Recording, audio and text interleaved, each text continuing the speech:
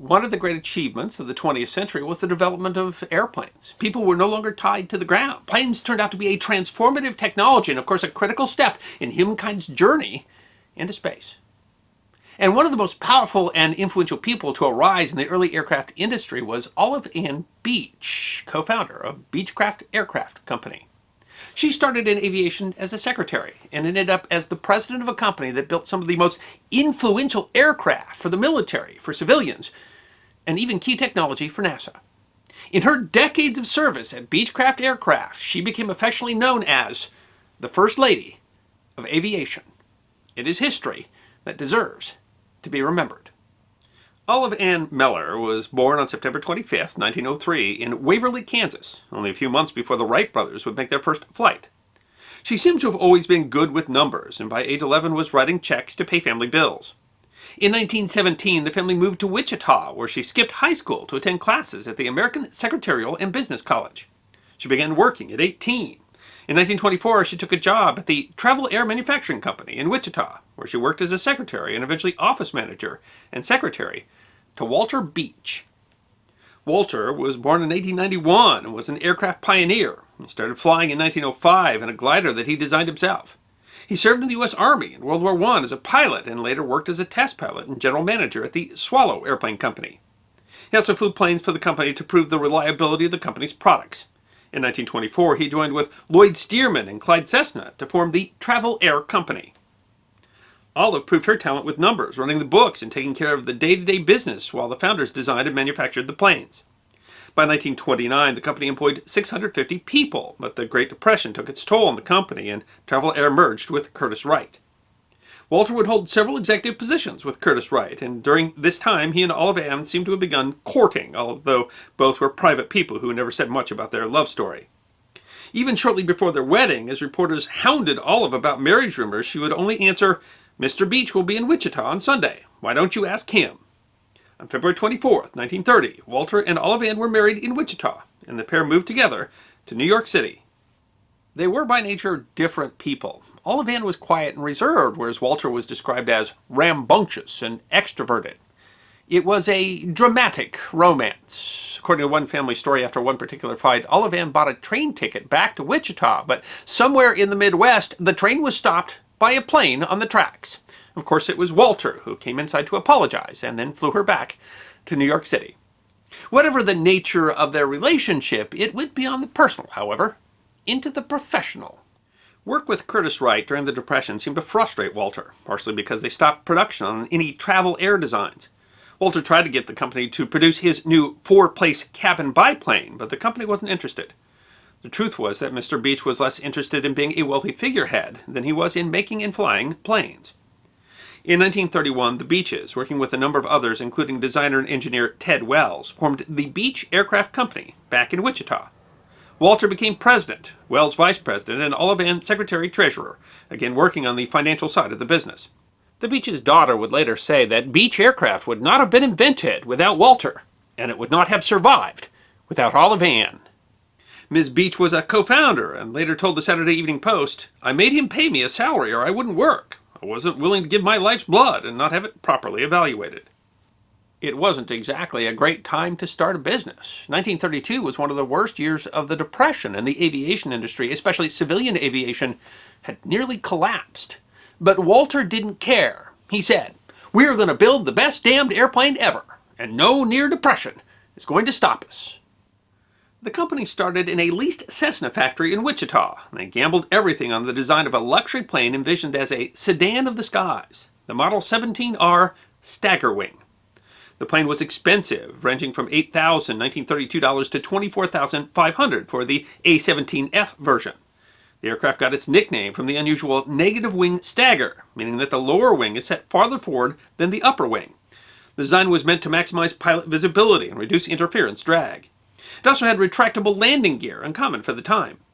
The plane was fast and became a favorite of air races in the 30s, overcoming increased drag from the biplane design with a powerful engine. Each plane was custom built, and the interior was trimmed in either leather or mohair.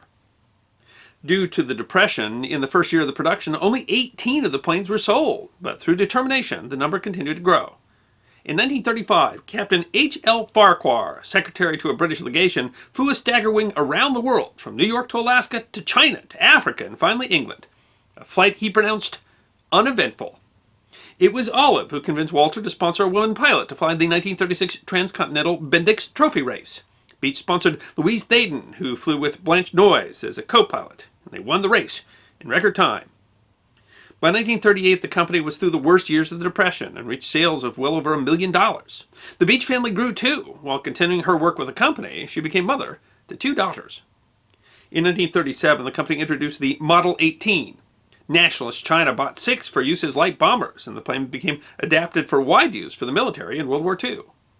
Ultimately, thousands would be used for aircraft training, photo reconnaissance, and military transport. Over 90% of U.S. Air Force bombardiers and navigators trained in variants of the Model 18, which were given names like the C-45 Expediter and the AT-11 Kansan, and the Navy as the UC-45J Navigator and the SMB-1 Kansan. After the war, the Model 18 was used widely as a business aircraft, and the military used remanufactured models for decades. Built from 1937 to 1969, it is among the longest produced aircraft, and ultimately one of the world's most widely used light aircraft. The Staggerwing was widely used in military roles as well, by the Second Spanish Republic during the Spanish Civil War and as liaison aircraft for the Allies. The government would impress and lease over 100 Staggerwings for the Air Force and Navy. During the war, Beech dedicated its facilities to support the war. All commercial production was suspended by 1940, and order backlogs ballooned to $22 million in 1940 and $82 million in 1941. Compounding the difficulties, Walter was hospitalized for nearly a year, starting in 1940, in a coma with encephalitis. That same year, Olive Ann gave birth to their second daughter. Despite all that was going on, Olive Ann fought off uncertain board members and took over management of the company, including arranging for some $50 million in loans from 35 banks to expand. The company that employed 235 people in 1939 would employ over 14,000 during the war, manufactured 7,400 Beechcrafts and assemblies for other firms under subcontract. Beechcraft received 5 Army-Navy E Awards given to factories for excellence in production. Only 5% of American companies producing equipment for the war effort were recognized by E Awards. After the war, the company pivoted back to civilian aircraft, getting FAA approval for the Model 18 and developing the V-tailed Beechcraft Bonanza, which has been in continuous production since 1947, longer than any other plane. Several other models soon followed. The company contracted post-war, but also expanded into other industries, building thousands of corn harvesters, pie pans, and washing machines. While Walter returned, Olive was given considerable control. Walter would sometimes step out of a director's meeting for a haircut, saying, "Annie can handle this." In 1950, Walter Beech died suddenly from a heart attack at the age of 59. Olive was named president and chairman of the board and became the first woman to head a major aircraft company. Her ascent was not without its detractors, though, and she forced Walter's brother to resign from the company. Throughout much of the 20th century, Beechcraft was considered one of the big 3 aviation companies, along with Cessna and Piper. 1950 also brought the Korean War, and the company expanded massively again to meet defense orders.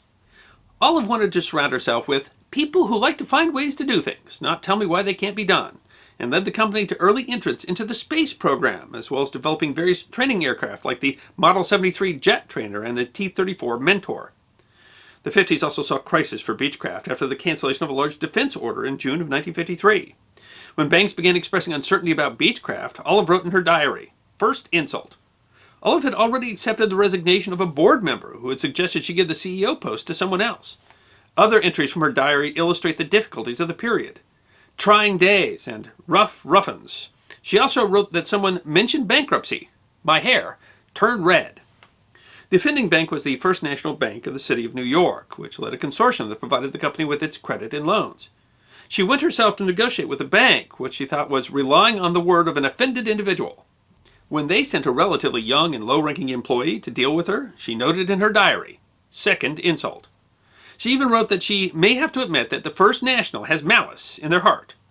She negotiated new terms, but had already begun negotiations that allowed her to switch banks entirely, and sent a telegram to First National that read, "The company wishes to terminate the credit agreement dated as of May 1st, 1952.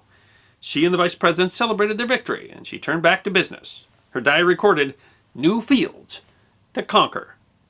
In general, Olive avoided the press. In 1959, she sat down for a profile with the Saturday Evening Post, which tore into her and used the insulting headline, "Danger, Boss Lady at Work." The experience convinced her to avoid any such engagements with the press. Olive Ann hoped that Beechcraft would survive on more than just government contracts, which could be fickle. The T-36 contract had already hurt the company as it had expanded its production in expectation of the business. One of her mottos was "Slowly we go," which kept the company from building early jets in favor of turboprop and piston engine planes, safer bets that she felt would protect the company from crises like the T-36 cancellation. She even turned down an offer to buy Learjet, which produced one of the first affordable private jets. Instead, Beech developed new prop and piston planes, such as the Super 18, the Model 95 Travel Air, the Baron, and the King Air, a favorite of President Lyndon Johnson. In the 1960s, sales of Beechcraft piston aircraft were at an all-time high. She was on the cover of the February 1956 Business Week magazine, which called her the top man at Beech Aircraft and a financial genius. Along with other Kansas aviation companies, Beech helped Wichita become known as the air capital of the world. Beechcraft also contributed to spaceflight with their pressurizing system used on the Gemini 4 mission and the development of cryogenic systems that were used in the Apollo program. The company also developed target drones for the military. In 1968, she announced that Frank Hedrick, her nephew, would be her successor as president of Beech Aircraft, but she retained the position of CEO and chair of the board. Though she remained an influential figure, she began working fewer hours, although she did deal with issues like a product liability crisis. In 1980, the company was sold for $800 million to Raytheon. Olive Ann and Hedrick were made board members, though both were ousted in 1982. "Mr. Hedrick, we sold the farm. If they don't like us living in it, that is their prerogative," she said at the time. As early as 1943, Olive Ann had been recognized by the New York Times as one of America's 12 most distinguished women. In 1951, she was chosen as Woman of the Year by the Women's National Aeronautical Association, and she was twice named by Fortune magazine as one of the top 10 businesswomen in the country. She was appointed to national boards, like the Defense Advisory Committee on Women in the Services and the President's Commission on White House Fellows, by 3 presidents, Eisenhower, Johnson, and Nixon. She was given the Sands of Time Kitty Hawk Civilian Award at the Wright Brothers Banquet in L.A. and the Wright Brothers Memorial Trophy in recognition of the significant public service of enduring value to aviation in the United States. In July of 1980, she joined her husband when she was inducted to the Aviation Hall of Fame. The Beeches were only the second couple to be honored, the first being Charles and Ann Lindbergh. She was elected to the American National Business Hall of Fame and the Kansas Business Hall of Fame. In 1982, she received an honorary doctorate from Wichita State University. Her many awards and recognition earned her the nickname, the First Lady of Aviation. In 1995, she was inducted into the San Diego Air and Space Museum's International Air and Space Hall of Fame. In her later years, she spent time with her children and grandchildren, especially at the log cabin in Colorado. She donated to various charitable causes, especially ones local to Wichita. She died of heart failure in her home in Wichita on July 6, 1993. Olive Ann Beech won more awards, honorary appointments, and special citations than any other woman in the history of aviation. She refused to let others put her down. She maintained her leadership of Beechcraft even when others doubted her. And most importantly, she led Beechcraft through some of its best years, continuing to lead her people to develop iconic aircraft that still define the face of aviation. The Staggerwing has been widely admired and put on lists of beautiful and popular aircraft.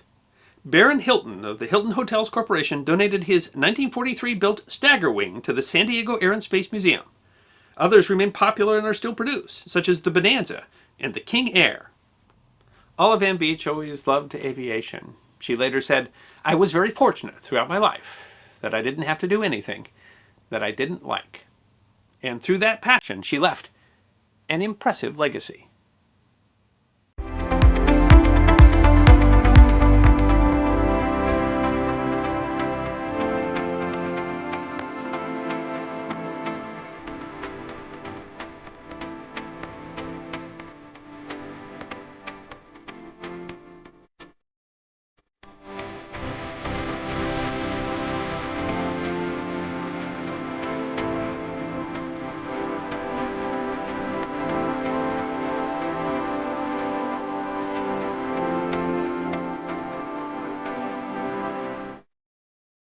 hope you enjoyed this episode of The History Guy, short snippets of forgotten history between 10 and 15 minutes long. And if you did enjoy, please go ahead and click that thumbs up button. If you have any questions or comments or suggestions for future episodes, please write those in the comment section. I will be happy to personally respond. Be sure to follow The History Guy on Facebook, Instagram, Twitter, and check out our merchandise on teespring.com. And if you'd like more episodes on forgotten history, all you need to do is subscribe.